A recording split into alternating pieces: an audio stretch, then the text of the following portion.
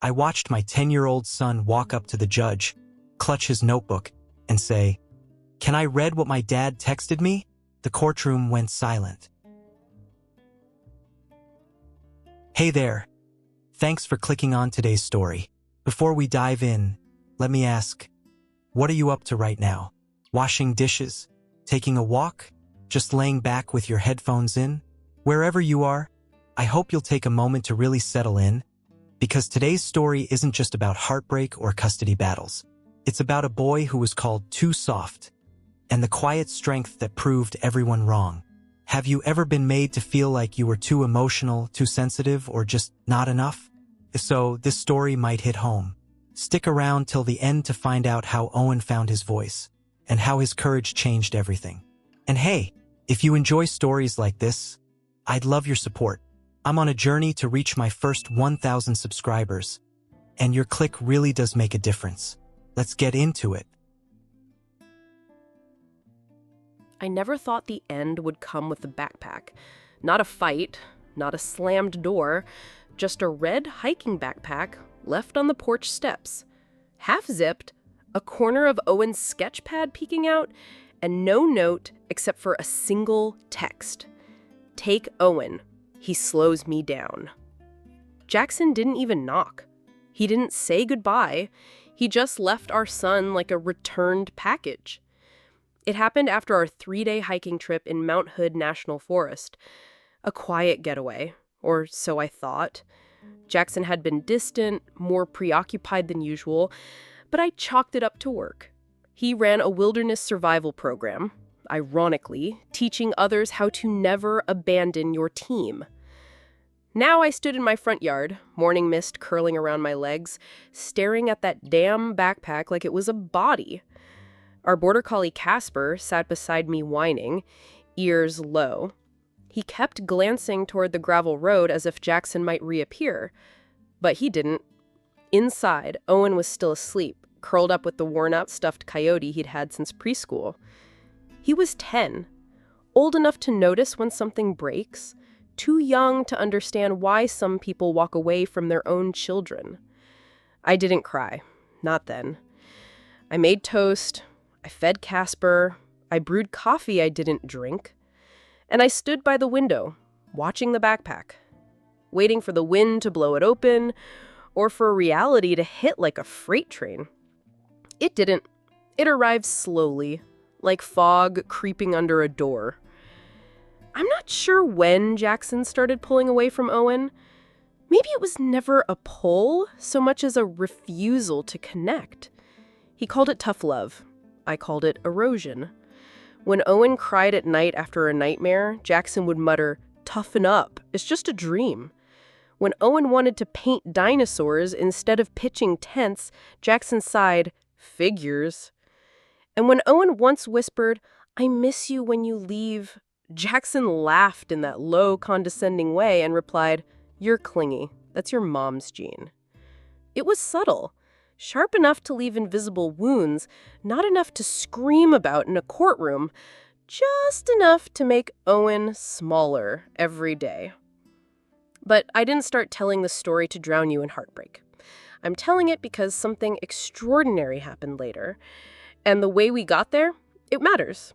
You don't understand the weight of a miracle until you felt what it's like to be erased.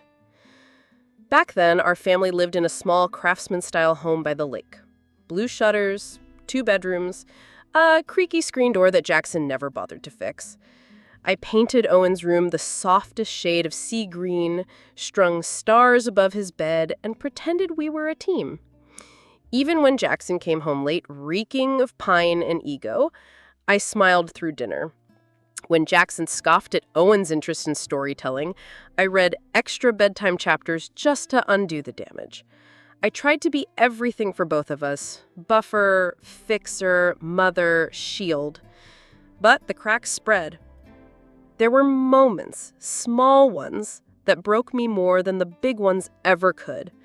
Like the time Owen came home from school with a drawing of a family, 3 people holding hands under a bright sun. I asked why he drew Jackson so far away from the rest. He looked up and said, because he's usually too busy to stand next to us. The night before Jackson left for good, we roasted marshmallows by the lake. Owen was wearing that oversized hoodie I always told him would catch fire. Jackson barely said a word. He kept checking his phone, staring off into the woods. When Owen went to bed, I asked Jackson if something was wrong. He didn't answer at first. Then, with his eyes still on the trees, he said, "You and Owen are a unit. I'm just the extra weight." And then he went inside. I remember standing there with my hands sticky from melted marshmallow, hearing the screen door shut, and wondering if I should have fought harder. Or maybe softer. Or maybe not at all. So when the backpack arrived the next morning, I wasn't surprised, just numb. I didn't call him. I didn't beg. I unpacked Owen's things, his sketch pad, a broken compass, and 2 granola bars, and tucked the bag away. I walked into his room, sat on the edge of the bed, and watched him breathe. "Hey, bud," I whispered. "You want to help me make pancakes?"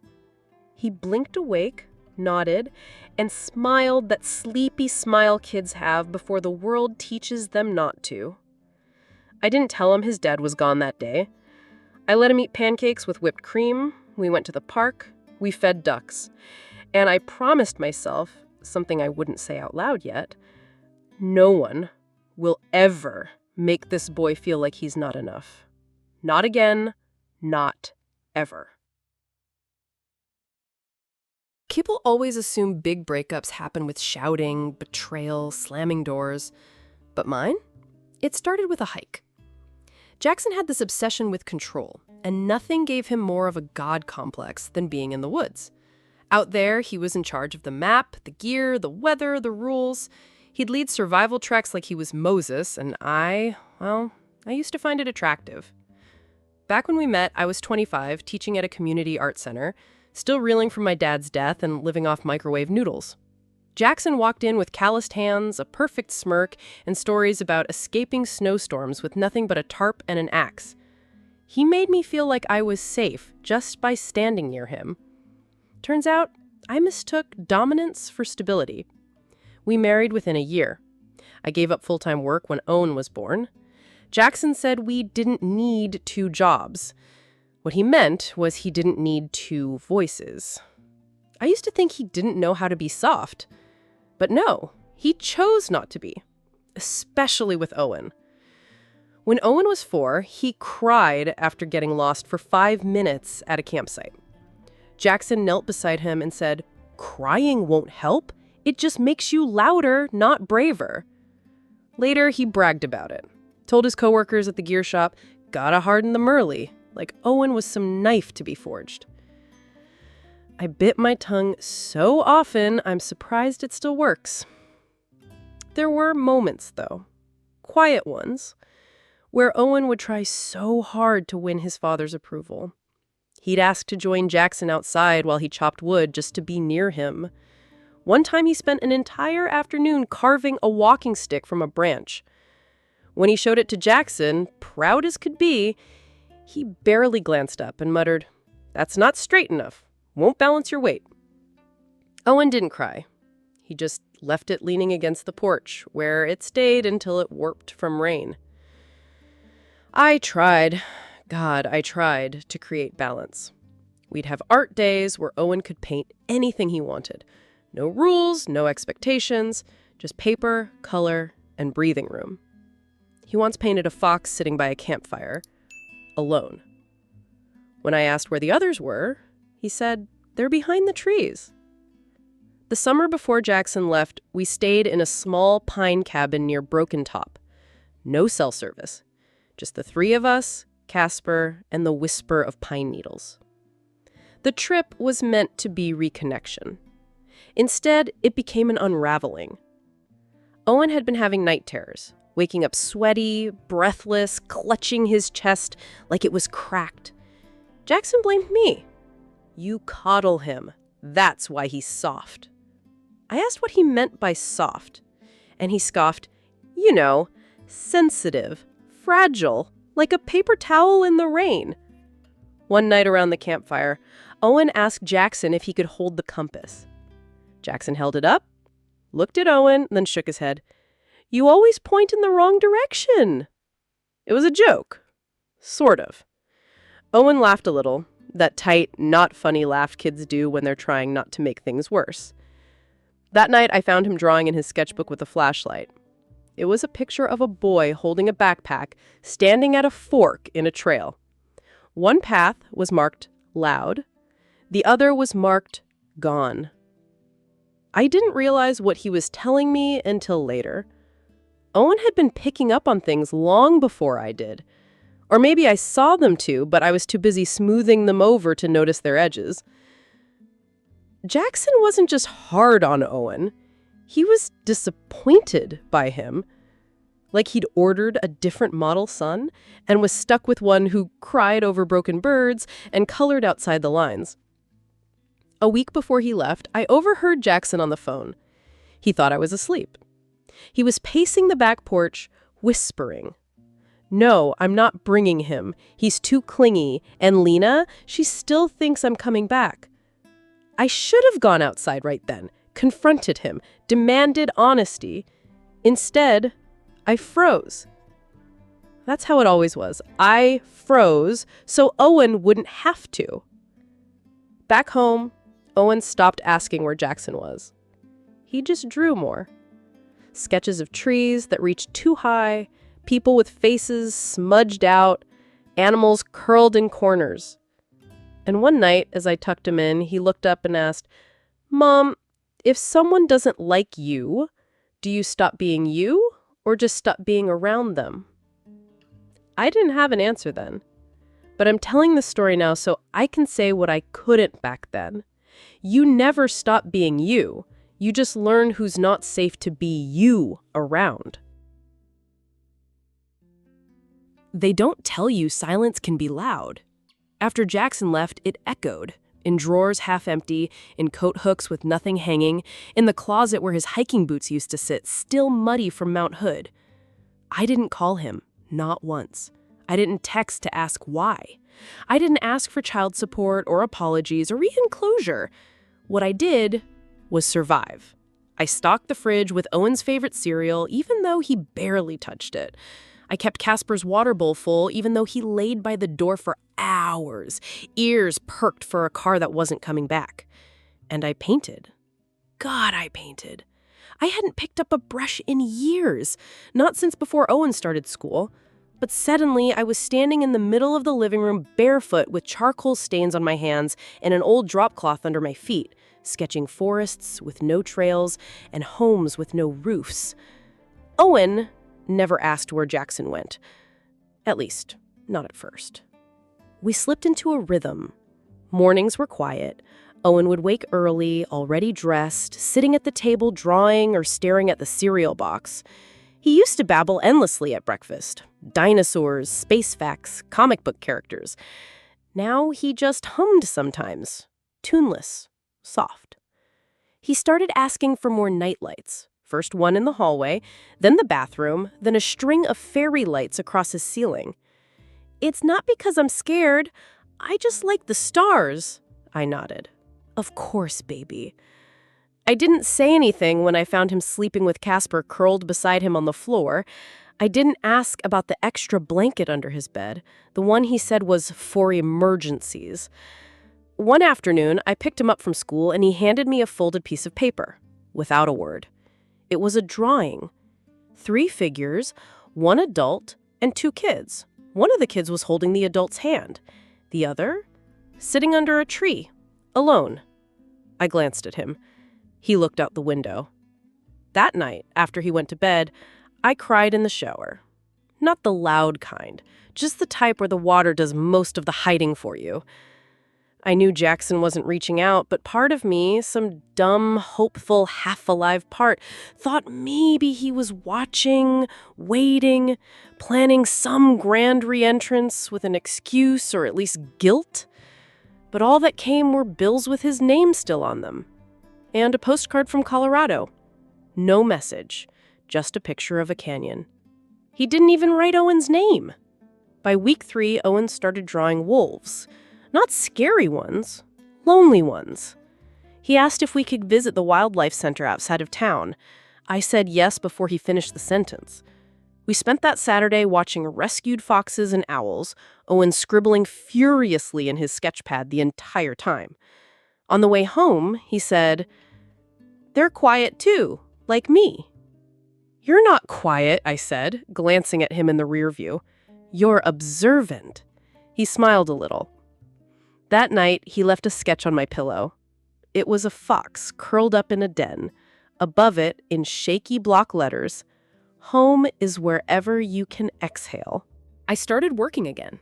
Nothing fancy, just freelance design jobs, logos for local bakeries, event flyers for yoga studios, some Etsy stuff. It paid enough to get us through, and more importantly, it kept me home with Owen. The house was no longer just a house. It was therapy. Every room got a touch-up. I turned the old guest room into a studio, really just a table, a secondhand easel, and shelves of paint and clay. But it felt like mine. I let Owen help. He chose the paint colors, sky blue and sunflower yellow. "So it always feels like morning," he said. I laughed. That's the best reason I've ever heard. But not everything was rebuilding. Some parts were unraveling. Like the night Owen had his first full meltdown. I had said no to a second popsicle. That's it. And suddenly, he was curled on the kitchen floor, fists tight, sobbing like his lungs forgot how to work. I dropped beside him. "It's not about the popsicle, is it?" I whispered, brushing hair from his forehead. He shook his head. "Do you miss him today?" He didn't answer. So I didn't ask again. I just stayed, breathing with him, until he calmed. A week later, I got a call. Blocked number. I let it go to voicemail. It was Marilyn, Jackson's mother, a voice I hadn't heard in months.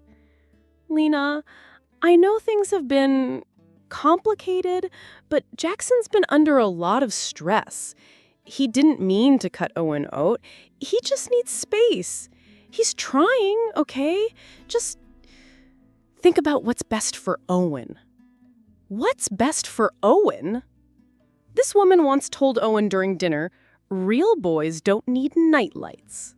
She once called my son fragile because he wanted to be a writer, not a quarterback. I didn't call back. Instead, I baked cookies with Owen that night. We burned half the batch. We laughed about it. We ate the soft ones and let Casper lick the crispy ones. Owen said, "This is what best feels like." And still there were whispers. At school pickup, I'd see other dads and feel the absence. I'd hear mothers ask, "Is his dad still around?" and have to smile past the sting. Owen never asked where Jackson was, but he did start saying things like, "I don't think I'm what he wanted. I'm not like him, am I? Maybe I'm too much." Each one felt like a knife pressed, not plunged, but deep enough. That winter, I bought him a new sketchbook. On the first page, I wrote, "You are not too much. You are not too little. You are exactly enough." He drew a rocket ship on the next page, and under it he wrote, "Destination, somewhere I'm allowed to shine." I looked at that page for a long time, and I knew. No matter what came next, Owen wasn't broken. He was blooming. And I was done apologizing for raising a boy with a soft heart and a wild mind. I started working again. Nothing fancy, just freelance design jobs, logos for local bakeries, event flyers for yoga studios, some Etsy stuff. It paid enough to get us through, and more importantly, it kept me home with Owen. The house was no longer just a house. It was therapy. Every room got a touch-up. I turned the old guest room into a studio, really just a table, a secondhand easel, and shelves of paint and clay. But it felt like mine. I let Owen help. He chose the paint colors, sky blue and sunflower yellow. So it always feels like morning, he said. I laughed. That's the best reason I've ever heard. But not everything was rebuilding. Some parts were unraveling. Like the night Owen had his first full meltdown. I had said no to a second popsicle. That's it. And suddenly, he was curled on the kitchen floor, fists tight, sobbing like his lungs forgot how to work. I dropped beside him. "It's not about the popsicle, is it?" I whispered, brushing hair from his forehead. He shook his head. "Do you miss him today?" He didn't answer. So I didn't ask again. I just stayed, breathing with him until he calmed. A week later, I got a call. Blocked number. I let it go to voicemail. It was Marilyn, Jackson's mother, a voice I hadn't heard in months. "Lena, I know things have been complicated, but Jackson's been under a lot of stress. He didn't mean to cut Owen out. He just needs space. He's trying, okay? Just think about what's best for Owen." What's best for Owen?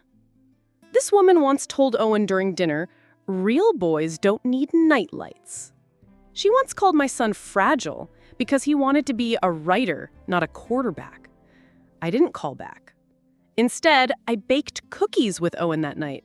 We burned half the batch. We laughed about it. We ate the soft ones and let Casper lick the crispy ones. Owen said, "This is what best feels like." And still there were whispers. At school pickup, I'd see other dads and feel the absence. I'd hear mothers ask, "Is his dad still around?" and have to smile past the sting. Owen never asked where Jackson was, but he did start saying things like, "I don't think I'm what he wanted. I'm not like him, am I? Maybe I'm too much." Each one felt like a knife pressed, not plunged, but deep enough. That winter, I bought him a new sketchbook. On the first page, I wrote, "You are not too much. You are not too little. You are exactly enough." He drew a rocket ship on the next page, and under it he wrote, "Destination, somewhere I'm allowed to shine." I looked at that page for a long time, and I knew. No matter what came next, Owen wasn't broken. He was blooming. And I was done apologizing for raising a boy with a soft heart and a wild mind. I didn't expect the world to fall apart on a Wednesday night. Owen had gone to bed early. Casper was snoring by the fireplace. I had a mug of tea I wasn't drinking and an email draft I had been rewording for over an hour. The house was still, the kind of still that only shows up when healing has been working. Slowly, gently, like light seeping under a door. I thought we were safe again, until I heard the soft shuffle of feet behind me. "Mom?" Owen's voice cracked. I turned. He stood in the doorway, holding his tablet like it had grown thorns. "I don't think he meant for me to see this," he whispered. I took the tablet with careful hands. He didn't move. He just stared, somewhere between numb and bracing. The screen was still lit, showing a text thread between Jackson and a number saved as Avery. I didn't know who she was, and honestly, I didn't care. Because the words, they cut like glass. "He's too soft, needs to be fixed once I get more custody. He's nothing like me, whiny like his mom. Can't wait to be done with that brat so I can get my real life back." My breath caught. The air shifted. The room, once warm and still, suddenly felt sharp and foreign, like the walls didn't know how to hold what they just heard. Owen's fingers curled into the sleeves of his sweatshirt. "Is it because I cry sometimes? Is that why he doesn't want me?" I put the tablet down. "No, baby, no." I knelt in front of him, both hands on his shoulders. "He doesn't want you because he's broken, not you. You are not the problem. You are never the problem." He nodded, but it wasn't the kind of nod that means belief. It was the kind that means, I hear you, but I'm still bleeding. That night, I couldn't sleep. I sat in the living room long after Owen drifted off, holding that tablet, scrolling those texts over and over, like staring long enough might rewrite them. It didn't. Instead, it clarified something. I'd been trying to protect Owen from the storm, but the storm was already inside the house. And now, I was done being polite. The next morning, I called Denise. She was the lawyer I'd consulted months ago, back when I wasn't ready to fight. She picked up on the second ring. I read her the messages. She was quiet for a long time. Then she said, "This changes everything." I printed every screenshot, dated and labeled each one. I saved backups to 3 different drives and locked one in a fireproof box under the sink. Paranoia wasn't paranoia anymore. It was strategy. I didn't tell Owen everything, but I told him enough.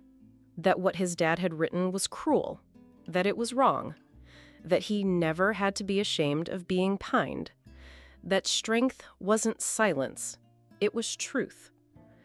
And then something happened that I didn't expect. Owen asked if he could talk to the judge. Not me, not Denise, the judge. "You said I should speak up when something's not right?" he told me, looking me straight in the eye. "This is one of those times, right?" I blinked back tears. "Yeah, sweetheart, it is." We spent the next few nights practicing. Not rehearsing, preparing. I let him write his own words in a notebook. I didn't edit, I didn't suggest. I just listened. Some nights we laughed, others we didn't talk at all. But every night I reminded him, you don't owe anyone your silence, not even someone who shares your blood. Of course, Jackson didn't stay quiet for long. The moment he got wind of the hearing, the texts started coming. "You're poisoning him against me. This is what you wanted all along, full control. You're weaponizing our son." I didn't reply. I didn't need to, because the only weapon here was his own words, fired carelessly into a phone he thought Owen would never read. Then came Marilyn. She showed up outside Owen's school one afternoon with a box of brownies and a folded card. The school called me. The card? "Daddy's just fighting for you. He misses you so much." Owen handed it to me and said, "Why does that feel like a trap?" Because it was. We reported the incident. Denise filed a formal notice. Days before the hearing, Owen started sleeping in my bed again. He didn't say much. He'd just crawl in after brushing his teeth and lie there, facing the ceiling, arms behind his head, like a little old man with a galaxy of worries. One night he whispered, "What if the judge doesn't believe me?" I turned, looked him straight in those big, brave, bruised eyes.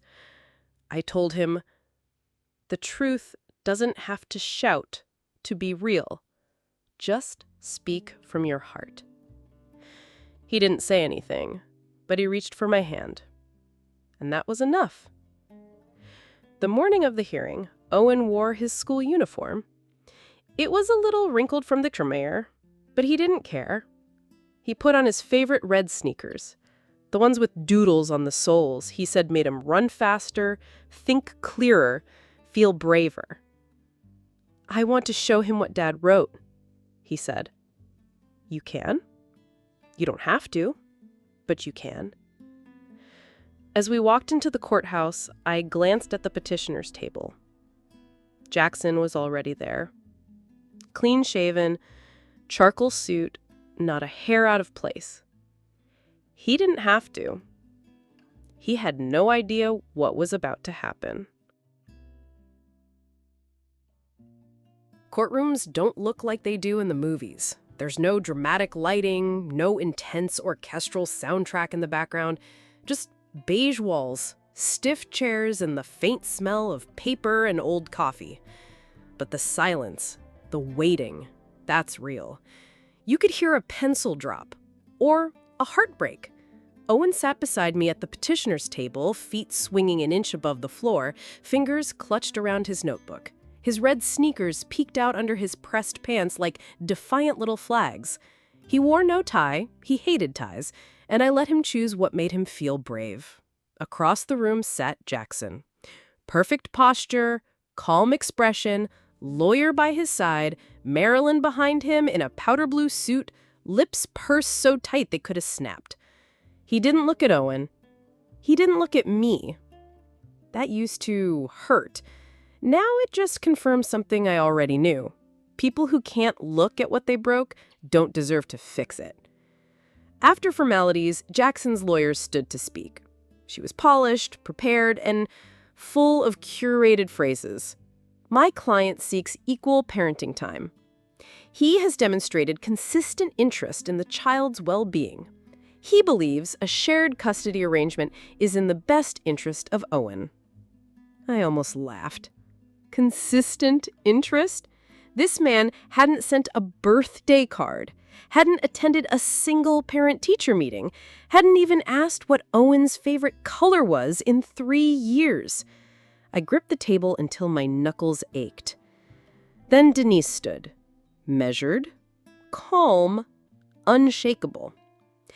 Your Honor, we are seeking full legal and physical custody for Miss Carter based on evidence of emotionally damaging communication from Mr. Carter directed toward and seen by the child. The judge, gray-haired, weary-eyed but alert, raised an eyebrow. To the child? He asked. Denise nodded. Yes, Your Honor. With the court's permission, Owen would like to make a brief statement. The room stilled. Every eye shifted to my son. He looked up at me. I gave him the smallest nod, the kind you give a child when your heart's in your throat, but your faith is louder than your fear. He stood.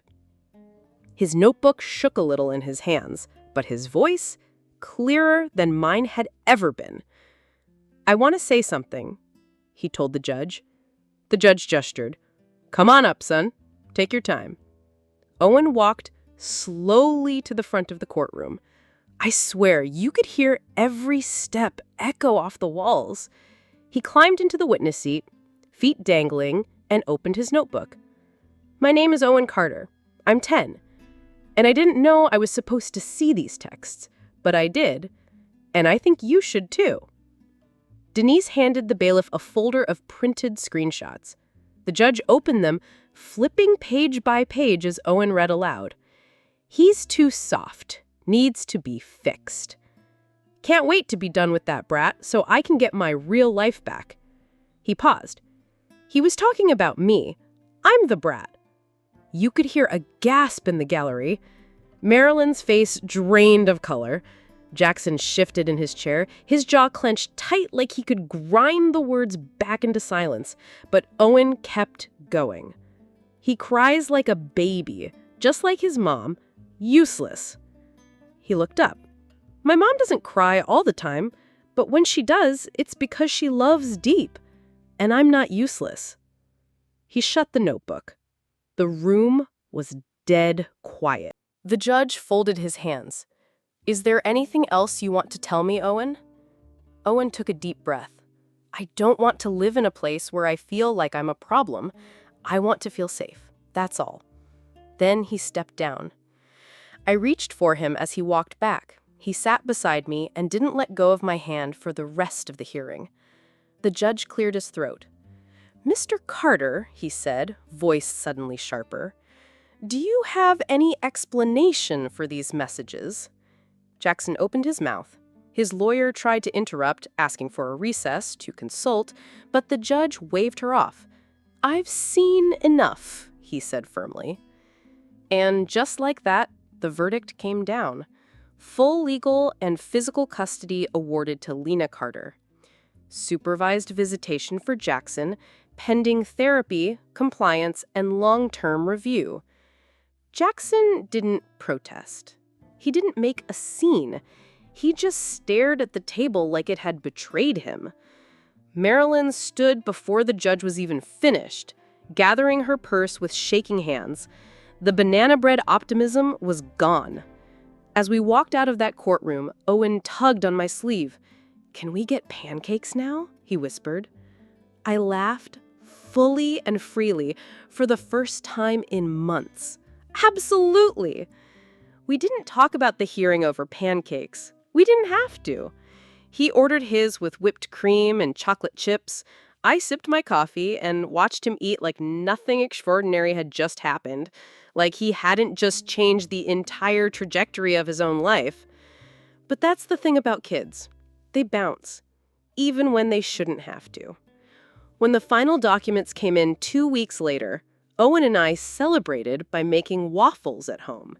He drew a picture that night of a caped superhero flying through clouds with the words, "Captain Truth, Defender of Safe Spaces." The hero wore red sneakers and a smile that looked a lot like his. Jackson didn't call. Not after the ruling, not after the supervised visitation terms, not even after the official paperwork arrived. He disappeared the way cowards often do, quietly, into someone else's story. I heard from a neighbor that he'd moved across the state. New girlfriend, new town, new version of the same old lies. Marilyn never reached out again either. And honestly, that was a gift. Because in their silence, something miraculous began to take shape. Owen came back to life. Not all at once, not dramatically, but in small, sacred ways. He started sleeping through the night, no more creeping into my room with tear-streaked cheeks and whispered fears. He laughed more, like really laughed, with his belly, with his eyes, the kind of laugh that feels like sunlight cracking through a cloudy kitchen window. He began drawing again, but not just sketches. Stories. Full comic strips, page after page of superheroes with emotional depth. One had anxiety, but still rescued cats from trees. Another wore armor of kindness. And then there was the mom with the waffle shield who could defeat monsters just by telling the truth. She drew her in red sneakers. Our little home transformed. Not with money, we still clipped coupons, still skipped takeout, but with warmth, with music, with late-night popcorn and paint on our fingers. I took on more freelance projects, upgraded my laptop, joined a small book club made up of other women who knew something about starting over. One night, as I folded laundry, Owen walked up and asked, out of nowhere, "Do you think I'll be a good dad one day?" My throat tightened. "I think you'll be the kind of dad who listens," I said. "That's already more than most." He nodded, then added, "I think I'd let my kid cry and draw and sleep with the dog if they needed to." Sometimes people ask me if I hate Jackson, if I'd take him back to court if he ever showed up again. And the truth is, I don't hate him. I don't carry that weight anymore. What I feel is sadness for the man he could have been and the father Owen deserved but never got, for the version of love he mistook for power, and for the silence he chose instead of change. But that sadness doesn't sit in my chest like it used to. Now it floats, like dust, easy to brush away. And what remains is joy. Joy in the ordinary, in the sacred, in Owen setting the table with mismatched napkins and asking, "Is this adulting?" In the way he tugs on my sleeve to show me a new comic idea, and the way he still insists Casper understands English. Joy in the voice he found, the truth he told, the strength he didn't know he had. Because that courtroom didn't just change a custody agreement, it gave my son back his voice. And it gave me back my life. If there's one thing I tell anyone listening, it's this. You are not powerless. Not when you have love, not when you have truth, not when you have the courage to speak, no matter how soft your voice might be. Because sometimes the bravest thing a kid can do is read their father's worst words out loud and keep trying anyway. So now that you've heard our story, what are you thinking? What part stayed with you? What made you angry, hopeful, or maybe even brought a tear? Go ahead and drop your thoughts in the comments. I truly love to hear how this story landed with you. And hey, if this story moved you even a little, don't forget to hit that like button. It helps more people find stories that matter. And subscribe if you want to hear what comes next. I promise the next one will speak to your heart too. Thanks for sticking with us until the end. You being here, that means more than you know.